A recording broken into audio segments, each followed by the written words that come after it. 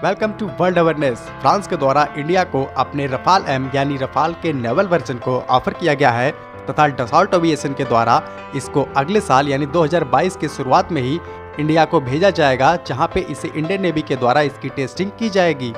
जैसा कि Indian navy के द्वारा कैरियर बेस्ड फाइटर के लिए टेंडर को निकाला गया है, जिसमें 57 फाइटर जेट को खरीदा जाएगा, जिसमें से अमेरिका का F-18 सुपर हॉर्नेट तथा रफाल एम को डसॉल्ट के द्वारा ऑफर किया गया है। Rafale M Rafale fighter jet का ही एक नवल वर्जन है, जिसे एयरक्राफ्ट कैरियर से ऑपरेट किया जाता है। अगर भविष्य में इंडियन नेवी के द्वारा रफाल एम फाइटर को खरीदा जाता है तो रफाल एम के द्वारा इंडियन नेवी के पुराने हो रहे MiG-29K को रिप्लेस किया जाएगा। अभी इंडियन नेवी के सर्विस में एकमात्र एयरक्राफ्ट कैरियर INS विक्रमादित्य है। इसमें से रशियन मेड MiG-29K को ऑपरेट किया जाता है। हमारा दूसरा एयरक्राफ्ट कैरियर जो है INS विक्रांत, जो अभी अपने सी ट्रायल के अंतिम फेज में है, जिसका सी ट्रायल कंप्लीट होने के बाद इसे इंडियन नेवी में कमीशन किया जाएगा। इंडियन नेवी के द्वारा ऑपरेट किया जाने वाला MiG-29K फाइटर जेट काफी पुराना हो गया है तथा इसमें बार बार टेक्निकल इशू आते रहते हैं। इसीलिए इंडियन आर्मी इसे रिटायर करना चाहती है तथा इसको नए फाइटर से रिप्लेस करना चाहती है। INS विक्रमादित्य तथा INS विक्रांत से ऑपरेट करने के लिए F-18 सुपर हॉर्नेट तथा रफाल एम दोनों एक बेटर ऑप्शन हो सकते हैं, लेकिन इंडियन आर्मी के द्वारा किसको लिया जाएगा अभी ये तय नहीं किया गया है। लेकिन इंडियन एयरफोर्स पहले से ही रफाल को ऑपरेट करती है, इसीलिए ये चांस ज़्यादा है कि इंडियन नेवी के द्वारा रफाल एम फाइटर को ही खरीदा जा सकता है। तो आइए जानते हैं कि रफाल एम क्या एक बेटर ऑप्शन इंडियन नेवी के लिए हो सकता है और इसकी कैपेबिलिटी क्या क्या है। Rafale M Rafale fighter jet का ही एक नवल वर्जन है, जिसे एयरक्राफ्ट कैरियर से ऑपरेट किया जाता है। इसमें टोटल 13 हार्ड पॉइंट्स लगे होते हैं, जिनमें ये 9,500 kg तक के वेपन्स को कैरी कर सकता है। रफाल में काफ़ी एडवांस AESR रडार लगा हुआ है, जो 200 किलोमीटर दूर से ही किसी भी टारगेट को डिटेक्ट कर सकता है।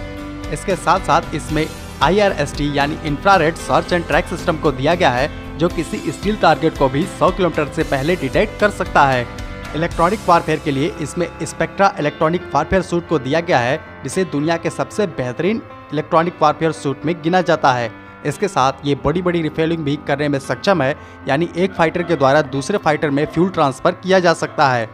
बात करेंगे इसके वेपन्स की, तो ये 9,500 kg के वेपन्स को कैरी कर सकता है, जिसमें माइका तथा मेटियो जैसी एयर टू एयर मिसाइल तथा स्टॉर्म शैडो जैसी एयर टू ग्राउंड मिसाइल तथा एंटीशिप मिसाइल के तौर पे ये एक्सोसाइट मिसाइल को इस्तेमाल करती है, जिसकी ऑपरेशनल रेंज 70 किलोमीटर से लेकर 200 किलोमीटर तक है तथा इसकी maximum speed 1148 kilometre per hour की है। अब हम बात करेंगे पाकिस्तानी नेवी और चाइनीज नेवी की। अगर इंडियन नेवी के द्वारा रफाल एम फाइटर को सिलेक्ट किया जाता है तो क्या ये चाइनीज नेवी और पाकिस्तानी नेवी के ऊपर एक ईज दिला सकता है। तो बात करेंगे पाकिस्तानी नेवी की, तो पाकिस्तानी नेवी के पास एक भी एयरक्राफ्ट कैरियर अवेलेबल नहीं है, इसीलिए पाकिस्तान से कंपेरिजन करना ही बेवकूफ़ी है। वहीं पे बात करें चाइना की, तो चाइनीज नेवी के सर्विस में 2 एयरक्राफ्ट कैरियर हैं, जिसमें से वो J-15 एयरक्राफ्ट को ऑपरेट करता है, जो टेक्नोलॉजी के मामले में रफाल एम से काफ़ी इंफीरियर हैं। रफाल एम की हम क्या बात करें, वो तो हमारे पुराने हो रहे MiG-29K से भी काफ़ी इंफीरियर हैं। कुल मिला के देखा जाए तो रफाल एम इंडियन नेवी के लिए एक बेस्ट चॉइस हो सकती है, क्योंकि इंडियन एयरफोर्स के द्वारा भी रफाल को ऑपरेट किया जाता है। इसीलिए अगर इंडियन नेवी इसको सेलेक्ट करती है तो ये काफ़ी अच्छा होगा कि इंडियन एयरफोर्स और इंडियन नेवी सेम फाइटर को ऑपरेट करती हैं। जय हिंद।